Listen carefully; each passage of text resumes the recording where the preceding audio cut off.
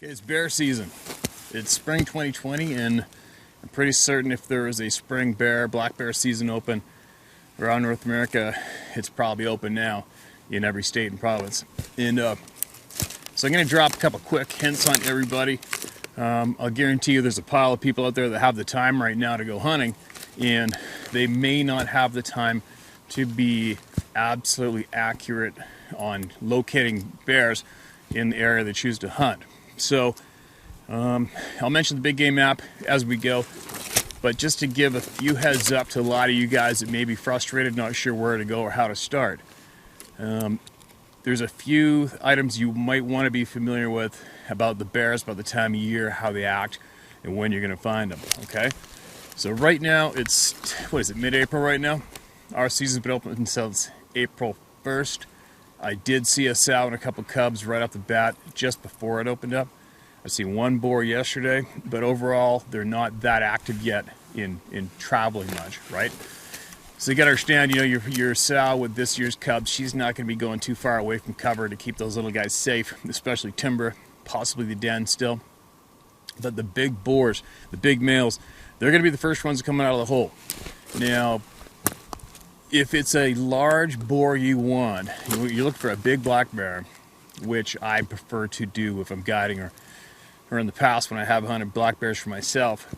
The best time to find that big large boar, it's just like deer. It's going to be during the rut. It's going to be during the rut, and more times than not, it's going to be right at very last seeing light. Obviously, there's big boars shot all around the clock during daytime, right? I mean, when you see them, you see them. Where you find them, you find them, and if you get them, you get them. But to up your chances, one thing I do, like say what I'm guiding. Spring bear guiding for me, I'm not that big on it. You know, those are long days, absolute long days.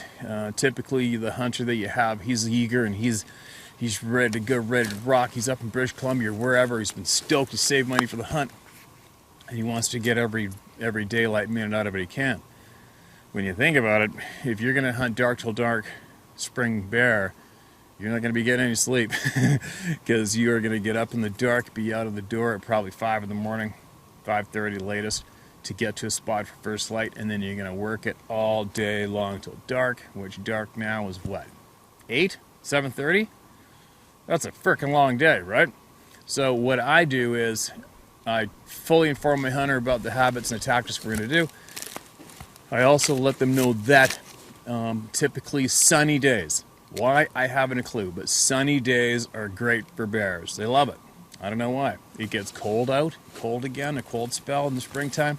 You don't really see too much action. It's kind of odd for me, but for me, I mean, you could put a dark t-shirt on me and put me in the sun, I'm melting. I'm not a big fan of the sun when it comes to doing my typical outdoor activities. That doesn't include holidays. But I don't know how they do it, man. All that black fur, could you imagine having that black fur on and you like to be out in the sunny heat? Blech. No thanks. But they do, and that's a fact. So your sunny days, when the sun comes up, that's going to be your best time to hunt bears, find bears in the open grazing.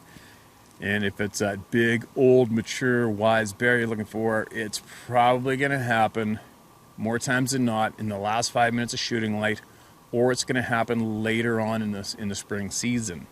Now, the largest bears that I've ever seen, I've seen some pretty big bears in the fall, but the largest spring bears that I have seen or harvested or helped harvested, they're always at the very end of the season, which is June 15th here in British Columbia. June, the last 2 weeks of the season, the big bears are on cruise. They're dumb. They're following sows and they screw up just like a big rutting buck or a bull elk or moose. And also, when I have seen the majority of the big bruiser black bears that I see where I live, it's always within a week or two after the season closes. It seems, I think, where I live, you know, the month of June is on fire for black bear rut action. And it's almost predictable. I can go to where I know there is migration trails, or what is typically a bear trail that has been in place for hundreds of years. You can see their footprints step for step on the forest floor.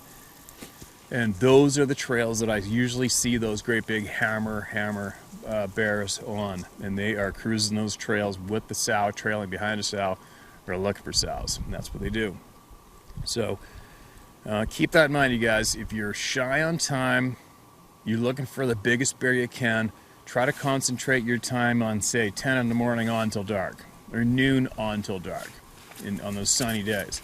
That's going to be the highest activity times for these crazy animals, right? And get a good pair of optics. Your best friend black bear hunting, unless you have access to hunting dogs, or if you're somewhere where you can use bait, obviously that makes it a little more easier and way better for harvesting mature boars and overlooking sows and cubs. But if you're stuck to spot and stock like we are here in British Columbia, what I have done typically is I'll pre-scout the other side of a valley, or I'll pre-scout where I can get up on a glassing knob and look down below me with a lot of country area to watch. And I'll make sure I know how to get myself around down there. I mean, obviously you don't climb up to a big high vantage point, look across the valley, sit there all day long. Finally you spot one, check them out in the spot scope, use a keeper, and you don't know how to get there. So make sure you are intimately familiar with your zone, with the other side of that valley, or those clear cuts, or the slash, or the river bottom, the swamp. Make sure you already know how to get there, and then get across to the other side of the valley, get up high, and sit there all day long. Sit there and glass all day, and try not to move. That is the #1 best tactic that I can urge you all to do, is get up high, sit and wait and glass. Doesn't matter what the species is. If you can't call anything, you can't see anything, getting up high and glassing all day long for one spot, that is the #1 best tactic you can perform for most of all hunts. And one thing, a couple years ago, a few years back, I really needed a bear badly, and I went with a friend of mine who was definitely a pro road hunter, and we took it side by side, and we ripped around basically from sun up till sundown, driving clear cuts, driving up here, driving over there, ripping around here, stopping, glass, look there, looking at that clear cut. And we saw one little tiny 2-year-old cub. That was it. So the next day I got annoyed at myself, give my head a bit of a shake, and I went to where I knew there was many bears that normally frequent this one area. It was thick, but all I had to do was keep going up these old deactivated roads, kept going up the roads until I saw the droppings all over the road. It's another thing too. When I see a pile of droppings, like, there's a pile here on the road, pile there, pile there, pile there, pile there, all the way up for a little bit of stretch, take note, there's a bear hanging out there. And inspect the droppings. If there's little small girth droppings, it's obviously as a sow with cubs, carry on. But if you come across a bunch of different age piles of bear droppings that are big, it's a big stretchable pile, there's no cub droppings in there, he's there. And he's loving that chunk of road. So if you can, you get to a vantage point with the wind in your right direction, and you keep your eye on that section of road, and you sit there and you wait all day. He's coming. You will get that bear on that stretch of road. He's already showed you that he will be there from the different ages and all the numerous piles of droppings on that road. He's showing you that he's going to be there. So what I'm getting at too is what I did was I road hunted the day before like an idiot, was exhausted, long day, burnt up fuel, didn't see anything. I went back to bear hunting 101. I sat up high on the other side of the valley from where I knew there was a bunch of sign. I sat and waited. Big boar came out. I went over there and got him, dropped him, threw him in my truck, and off I went, just like that. Right? So, here's a video example right here. Another thing too is if you are going to spot and stalk bears, spring bears, you need to look at him for a while to be sure he's not on the cruise. All right? Because this bear right here, look at this one. Great example. Went up to a spot here at home, basically, over a mile away from all these different clear cuts on the other side of the valley, but it didn't matter. I knew how to get down there in my truck fast. I knew every single road and how to get there fast. And we sat up in a couple lawn chairs and just sat there. I think it's 2 or 3 hours later, finally, bam, there's a bear. You can see it here. And I'm watching it. Looking through the scope, obviously it was a big bear, and it was mature, and he wasn't going anywhere. There's lots of green grass on that old deactivated road, So obviously I knew there's no way we weren't going to find him. He's just grazing on that road. He's focused on food, is what I'm saying. What I'm saying is he's focused on food. I can tell by his body language how far he's moving. He's not on the cruise for a sow. He's into food. And I'm looking way up and down that road ahead of him, behind him, and there's nothing but green grass on it, fresh. So off we go to the truck, jumped the truck, drove over there, parked back far enough, started walking up the road. There he was feeding, we got him. And that is the best move you can make. Sit and don't move, get advantage point and glass for that spring bear. If he's with a sow, watch him. Watch how far they go. Watch it. She's going to dictate everything. Watch how far they go. See if she's stopping and grazing. Maybe she has accepted his company and she's not trying to get away from him. I've seen that before. I've watched bears, watched her sow. A boar comes into the scene, starts chasing her, terrorizing her. She doesn't want anything to do with him. And by the time you get over there, he's gone, because he knows he's not welcome, and he just carries on his crusade for romance, right? So you want to observe that bear when you spot it across the valley or way down on the next mountain or down that hill. Observe that bear for a little while first to ensure that you know if he's going to be stationary or not. Because typically when you leave to go find him, you're out of sight of the bear, you leave and you come back to in sight where it should have been, he's gone. And you don't know where it went. You don't know what he was intent on, what he's focused on mostly. And hopefully, when you do spot that bear, he's with a sow that's feeding. You want her to be hanging out there casual. She's not getting chased around by him. She's feeding, and you got him. And if when you get there, they aren't there, sit and wait. They're just out of your sight. They're going to come back out in the open, sit there until dark, all right? And another thing, too, is if you see a boar, a lone boar, a big one, just cruising along, don't cruising. Don't even try to go racing over there to catch him. Sit and watch him first, see where he's going. I mean, if you can see without a doubt, you can cut him off way up ahead the direction he's traveling and go for it. But what I'm saying is, those bears, I've done it with grizzlies lots. When you see them just walking along, you don't think they're really cruising until you get over there and they're miles away.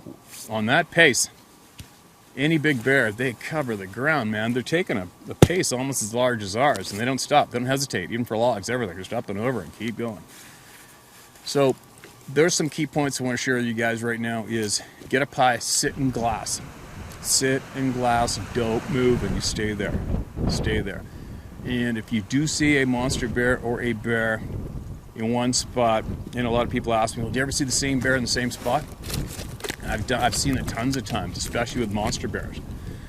This bear right here, he typically showed up in this area, neighborhood. Bad bear. This is a bad bear. But he always showed up in October. Never in the spring, never before or never after. It was always October he showed up, and he put the terrorizing down on the rural community. He killed some goats in people's yards. He jumped their 6-foot fence, growled at kids, bluff charged some parents, and it was just time to hunt him down and kill him. But to give you an example, this big bear right here was in the same 50 by 100 square yard area every single year in October. Every time. Another big bear shot here. He was like, what was he, 7 foot 11 3/4 and 8-foot bear. And I saw this bear on one patch of grass, May long weekend. I saw him there the very first time I saw him. I could not believe the size of him. He sifted off into the timber. I went back up there, I don't know how many times. Never seen him again, so I was tracked. I went up there the next year. It was probably the exact same weekend, and he was in the exact same patch of grass a year later. Okay, and then the third year, I saw him the third time, and I harvested him, and he was he was probably within 400 yards of that patch of grass the third year. So what I'm saying to you guys is yes, those big hammer bears do the same thing, frequent the same areas, typically the same time of year. Unless something real abnormal happens, like somebody shoots at him or some wolves or grizzly bear chase him around or whatever. But so just so you know, you will find that same big bear in the same area for certain until the heavy rut's in. Who knows where he's going to end up. The largest bears, to get your freezer full, the largest bears, spring bears that I'm familiar with, typically come in the later part of the season. Unless, of course, you're a full-time hunter, full-time guide, you're already pre-scouted, you know where all the game are, and you can pretty well pull off a big mature boar for each hunt because you've done your homework and you know the area intimately well already. But what I'm getting across is to all you who don't get out there as much, you're not quite sure where to go, these are the important facts, the important tips that you need to hold on to and follow my lead. And if you do that, you're going to cut that tag and you're going to get that wild pork thrown in your freezer. Okay, and just so you know, it's reasons like the reason I'm making this video right now is this is the same reason why I come up with this custom app platform. I came up with a few years back. The app platform works without the internet connection. It's jammed full with every single bit of knowledge, professional guide knowledge we can come up with to get into video examples to share with you, so that you can take, as an example for spring bears, what you want to do is you download the app on your phone and Wi-Fi, and then if it's a spring bear hunt you're going on, well, you can flick that one switch by the bear chapter to save that entire chapter to the device on your phone, so you can take that and use all that knowledge as a reference while you're hunting, no matter where on the planet you are. That's the ultimate handy thing about this platform that I custom built.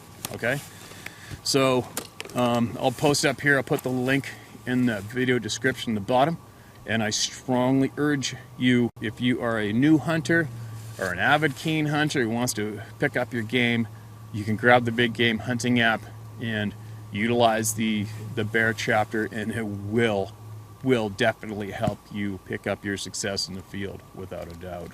All right, so there you go. That is what I got today, and I hope you take this knowledge and I hope it works out for you and you cut that tag.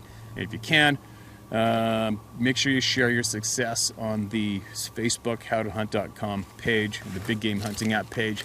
Make sure you share your success there with us and others. Okay, we greatly appreciate it. So good luck out there, and make it happen.